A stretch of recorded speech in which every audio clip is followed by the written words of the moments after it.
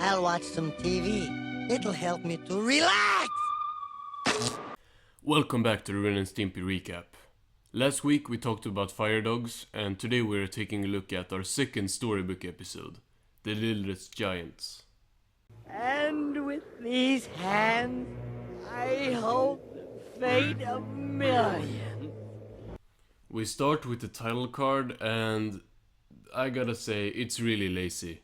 It is literally the exact same card as Ren Hoek, but with the text changed.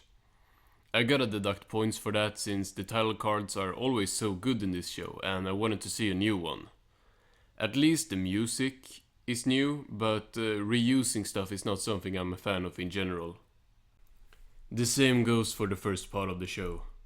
The first 1.5 minutes are reused from Sven Hoek to set up the storybook. And please give me $1 million. While I like having the same setup to a themed episode, it's still lazy to reuse over a minute of animation.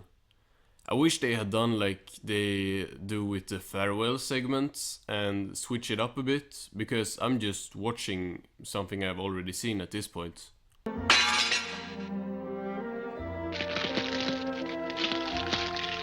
What is it, man? At least the story is a different one. They are hiding Stimpy's mouth here, not to show that it's dubbed over, and it's pretty funny. He's like holding the book while saying the new lines. He was a handsome giant, but he was different from all the other giants. He was the, littlest giant.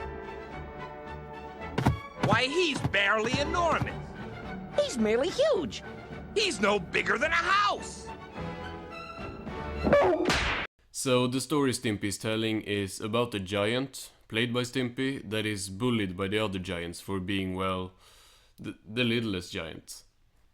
I like the design of the other giants, it's a nice variation of Stimpy's model. This shot is beautiful. I always like these still frames as they are often the best shots in the whole show. Finding his life in Hugevania unbearable, the little giant decided to run away.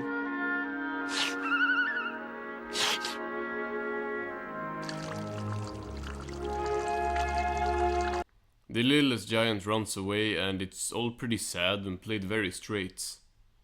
This scene drags so much though. This is 15 seconds of content dragged out to like 2 minutes.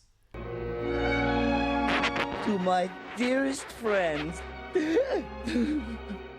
the big mean giants, I'm running away forever. He eats the letter, which is kind of funny. He also walks on people. That is also kind of funny. Never to return again.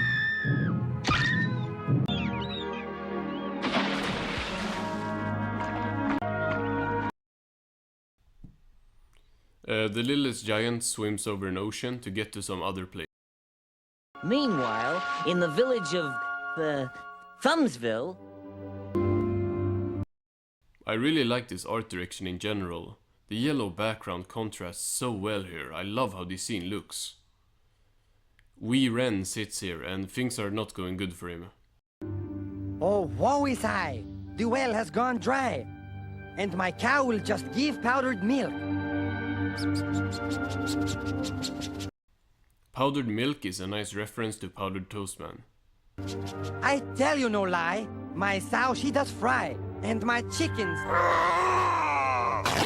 Wee Ren meets the littlest giant who has sobbed into his well, making it run again. The cow drinks and all is good now. The littlest giant has saved Wee Ren's farm and the two become friends.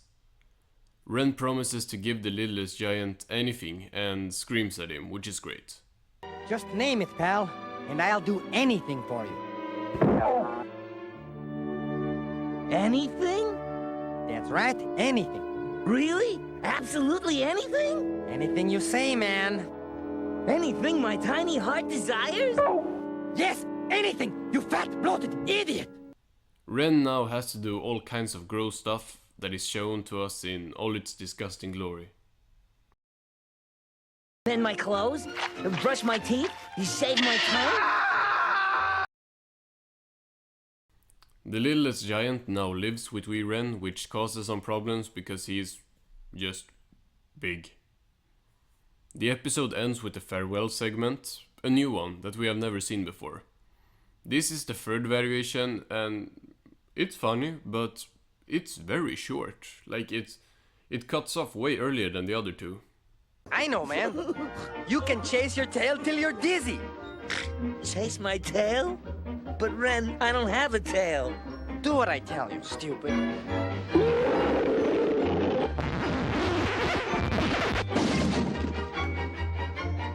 How you feeling, pal?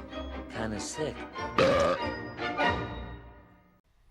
So this episode I have very mixed feelings about. On one hand, I love the art choices at the farm, and I thought the farm stuff with wee Ren in general was really fun overall. But the first part of this episode is really bad. I think wee Ren and the littlest giant Stimpy had good chemistry in the second half, but the first 6 minutes doesn't even have Ren in it, and it's just a drag. I really didn't care for the story with Stimpy being bullied and having to leave just because we spent like barely a minute with him at his old home before he leaves. And the first 2 minutes of the episode is all set up for the main plot to start, and that setup is something that we have already seen before, so it doesn't really make up for the time it takes. And that scene where Stimpy sits at the Hugervania, or however you pronounce it, that sign, is legit more than 2 minutes long. All that scene is just Stimpy crying and writing a letter that he just ends up eating anyway. Once he starts moving, it's all upwards, but that first half is just a giant waste of time. I do think him moving to a place where he is appreciated is a nice conclusion to the story, and like I said, the farm stuff is the best stuff. Comedy-wise, this episode was very weak. I didn't think anything in the first half was funny, and there was simply not enough time spent at the farm to make up for it. I thought Stimpy annoying Ren and Ren snapping at him was entertaining, but the comedy just wasn't really here compared to what we have seen before in this season, even the last episode. Fun fact, John K agrees with me about this episode and cited it as one of his least favorites, even nicknaming it the Littlest Jokes, which was incredibly based by John K, and that's probably the only time you will hear me agreeing with him on this channel. All in all, The Littlest Giant was a huge disappointment for me. I remembered it being better than this, but it just goes to show that even such a great season as season 1 of Ren and Stimpy can have the occasional dud. Join me next week where we're taking a look at Marooned, our second space episode. Goodbye, folks.